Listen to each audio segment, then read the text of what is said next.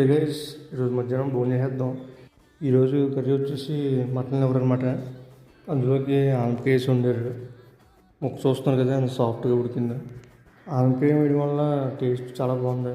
అందులోకి ఆనపకాయ ముక్క, లివర్ ముక్క పెట్టుకుని ముద్ద పెట్టుకుని తింటే సూపర్ నిజంగా. నెక్స్ట్ వచ్చేసి చేపల పులుసు ఉంది, చేప ముక్కలు వేసి ఓన్లీ గ్రేవీ వేసుకున్నాను, పచ్చిమిర్చి కలిపి.